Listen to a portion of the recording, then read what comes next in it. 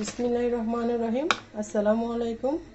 কেমন আছেন বন্ধুরা? আশা করি যে যেখানে আছেন সবাই অনেক ভালো আছেন। আজকে আরেকটা নতুন রেসিপি নিয়ে চলে আসলাম, আশা করি আপনাদের কাছে ভালো লাগবে বন্ধুরা।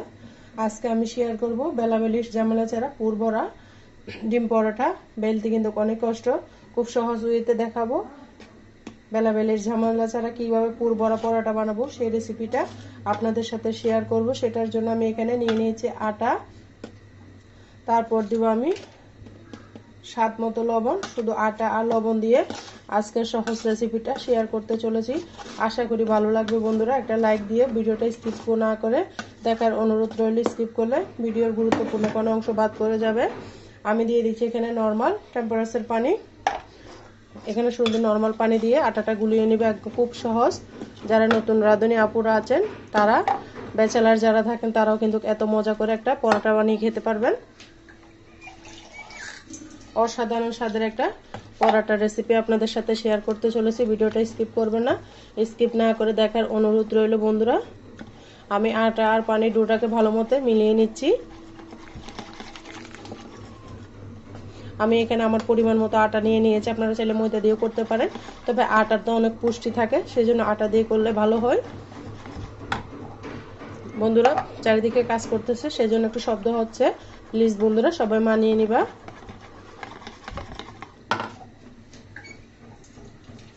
আটার ঘনত্বটা আমি দেখিয়ে দিব, আমার সাথে থাকুন বন্ধুরা।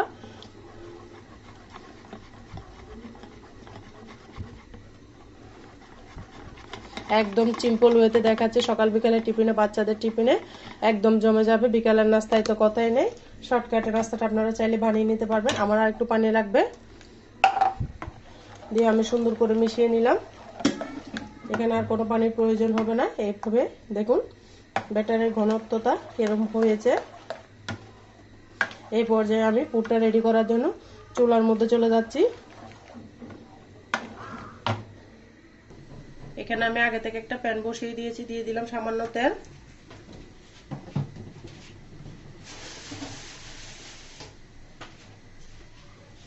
খুব সামান্য তেল দিয়েছি, দেখে হয়তো বুঝতে পারতেছেন। তারপর দিয়ে দিব একটা ডিম ভেঙে,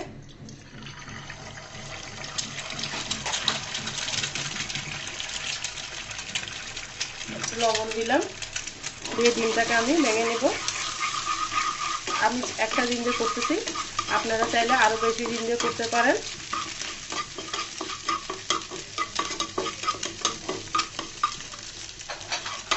এরপর আমি ডিমটাকে ঢেলে নিব।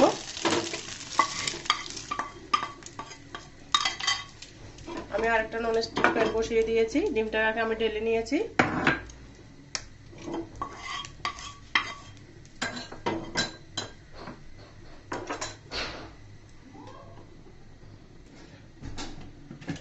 বন্ধুরা এই পর্যায়ে আমি এখানে আবারও তেল দিয়ে দিচ্ছি, পুরটা রেডি করতে হবে।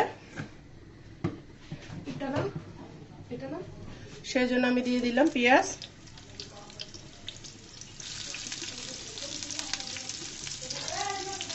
পেঁয়াজটাকে সুন্দর মতো আমি নেড়ে চেড়ে নিচ্ছি। তারপর দিয়ে দিব কাঁচামরিচ, বেশ কিছু কাঁচামরিচ দিয়েছি, আপনারা তাহলে কমিয়ে দিতে পারেন, আমি একটু বাড়িয়ে দিয়েছি। পেঁয়াজটাকে আমি হালকা করে ভেজে নেব। তারপর দিয়ে দিব গাজর। বন্ধুরা গাজরগুলোকে দিয়ে আমি সুন্দর মতো 5 মিনিট মতো ভেজে নিব তেলের মধ্যে।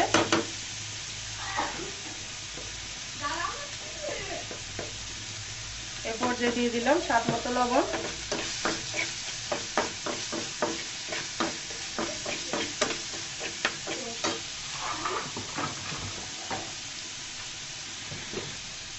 দেখুন বন্ধুরা আমি গাজরটাকে তেলের মধ্যে ভেজে নরম করে নিয়েছি।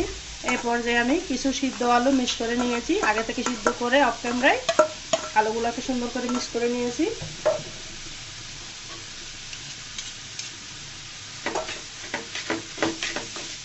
চুলার আগুনটা কিন্তু এই পর্যায়ে মিডিয়াম করে রেখেছি। এই পর্যায়ে দিয়ে দেবো আধা চামচ হলুদের গুঁড়া, হাফ চামচ লবণের গুঁড়া, মরিচের গুঁড়া,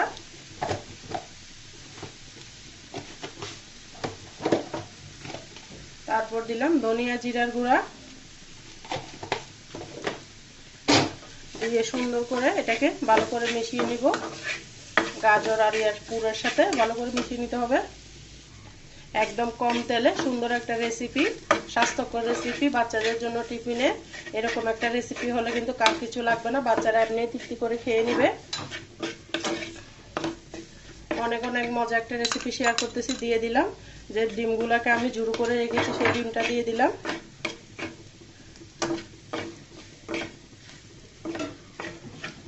এই পর্যায়ে দিয়ে দিব অনেকগুলো ধনেপাতা দিয়েছি। ধনেপাতা দিলে ফ্লেভারটা ভালো আসবে, খেতে অসাধারণ লাগবে। একদম কম তেলে আমি আজকে পুরটা তৈরি করে নিয়েছি। দেখুন বন্ধুরা, আমার পুরটা রেডি হয়ে গেছে। আপনার পুরটা যত ভালো রেডি করবেন তত পরোটাটা খেতে আপনার ভালো লাগবে। সেজন্য চেষ্টা করবেন পুরটা যেন ভালো মতো মজা হয়, সেভাবে রেডি করবেন। এই পর্যায়ে আমি উঠিয়ে নিব।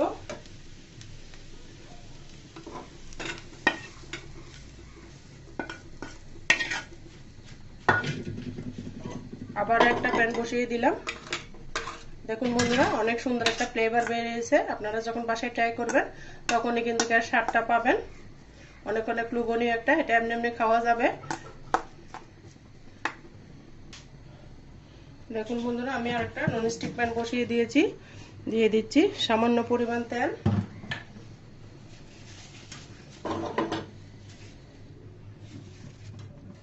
তেলটা বেশি পড়ে গিয়েছে, সেজন্য আমি ঢেলে নিয়েছি। টিস্যু দিয়ে মুছে নিব। আপনারা চাইলে ব্রাশের সাহায্যে দিতে পারেন, তবে আমার মতে টিস্যু দিয়ে মুছলে ভালো হয়। এই পর্যায়ে যে আটার ব্যাটারটা করে রেখেছি সেটা দিয়ে দিব।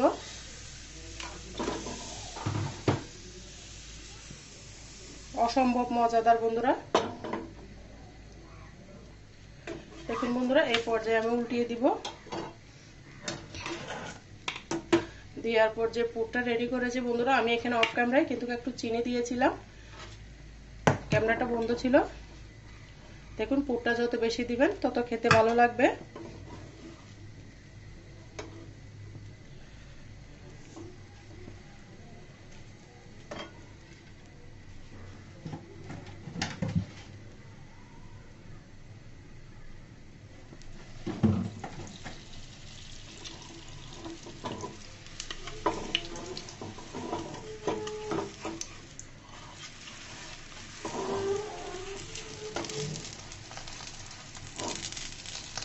সুন্দর করে এভাবে অল্প একটু তেল দিয়ে পরোটাটা রেডি করে নেবেন।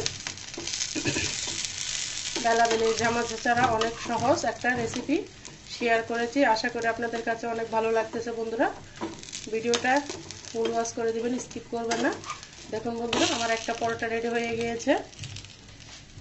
এই পর্যায়ে আমি পরোটাটা উঠিয়ে নিচ্ছি।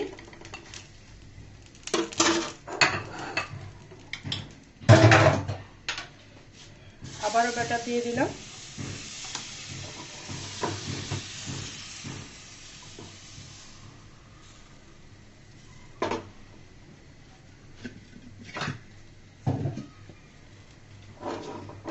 চুলার আগুনটা কিন্তু আমি বাড়িয়ে রেখেছি।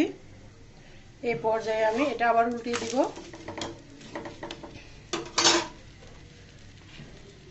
দিয়ে আবারও পুর দিয়ে দিব। বন্ধুরা, এতটা সহজ যে কেউ কিন্তু এই রেসিপিটা বানিয়ে নিতে পারবে। একটা খেলে কিন্তু আপনার পেটটা ভরে যাবে, দুইটা খাওয়া লাগবে না। বড় বড় করে বানিয়ে দিচ্ছি।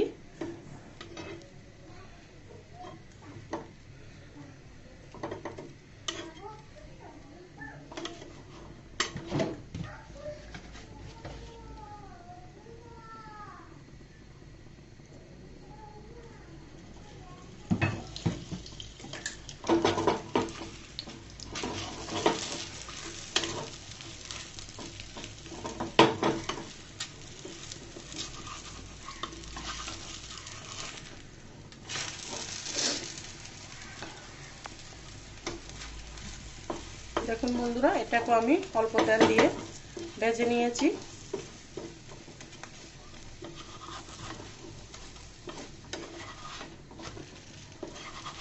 উঠিয়ে নিচ্ছি আমি।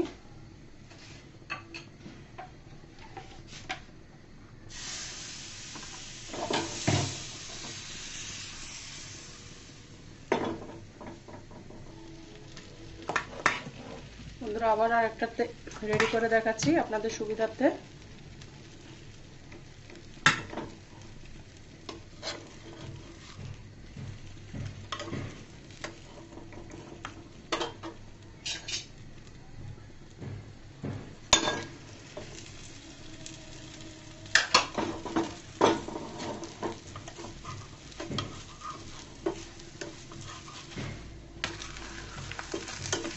উল্টিয়ে পাল্টিয়ে সুন্দর করে ভেজে নিব। বন্ধুরা দেখুন, পুর ভরা ডিম পরোটা আমার কিন্তু রেডি হয়ে গিয়েছে। খুব সুন্দর করে আমি বানিয়ে নিয়েছি। কেমন হয়েছে বন্ধুরা, ছোট্ট একটা কমেন্টসে অবশ্যই বলে যাবেন। অনেক অনেক সহজ লোভনীয় একটা রেসিপি আপনাদের সাথে শেয়ার করলাম। আশা করি আপনাদের অনেক কাজে আসবে বন্ধুরা। ভালো লাগলে অবশ্যই লাইক কমেন্ট শেয়ার করতে ভুলবেন না। অনেক অনেক পুর ভরা একটা রেসিপি, দেখুন কতটা পুরো ভরা ঠাসা। এমন একটা মজাদার রেসিপি আপনাদের সাথে শেয়ার করেছি। আশা করি অনেক অনেক ভালো লেগেছে। ভালো লাগলে আমার সাথে থাকবেন, পাশে থাকবেন। আজকের মতো আমি এখানে বিদায় নিচ্ছি। সবাই ভালো থাকবেন, সুস্থ থাকবেন। আমার জন্য, আমার পরিবারের জন্য দোয়া করবেন। আল্লাহ হাফেজ। আসসালামু আলাইকুম।